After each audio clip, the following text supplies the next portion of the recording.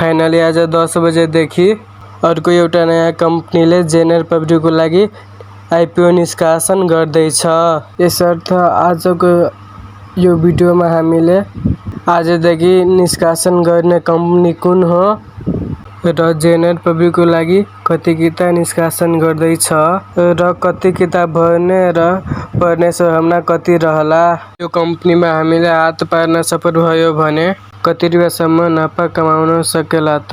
कम्पनीले आइपिओ निष्कासन गरिरहँदा अर्निङ पर सेयर इपिएच कति छ त, प्रति सेयर नेटवर्क कति रहला त, त्यो अनुसार ओपनिङ प्राइस कति पाउला, यो सम्पूर्ण कुराको बारेमा एकमुष्ट जानकारी दिनेछौ। यसकारण तपाईहरू पनि सर्वसाधारण लगानीकर्ताहरू हुनुहुन्छ र नयाँ कम्पनीको पर्खाइमा हुनुहुन्छ भने यो भिडियो स्किप नगरी अन्तिम समय हेर्नुहोला। साथै आइपिओ एफपिओ सम्पूर्ण जानकारीहरू एकै ठाउँमा हामीलाई हेर्न र सुन्नको लागि हाम्रो च्यानललाई सब्स्क्राइब गर्नुहोला।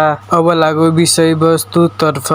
आजदेखि निष्कासन गर्ने कम्पनीको नाम हो कालिम्चोक हाइड्रो पावर लिमिटेड। यस कम्पनीले पहिलो चरणमा आयोजना प्रभावित स्थानीय बासिन्दा र विदेशी रोजगारमा रहेका नागरिकहरूमा बाँडफाँड गरिसके पछाडि अब अन्तिम चरणको आइपिओ सर्वसाधारण नेपाली जनताहरूमा आज 10 बजेदेखि निष्कासन गर्नेछ।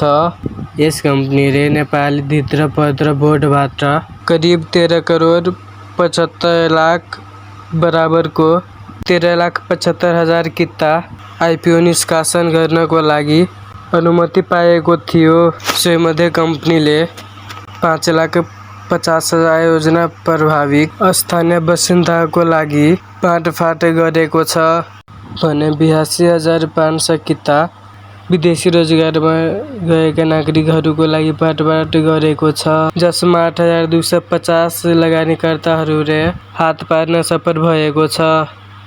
अब बाँकी रहेको 6 करोड 74,84,000 बराबरको 6,84,750 किता सेयर जेनरल पब्लिकको लागि निष्कासन गरेको छ।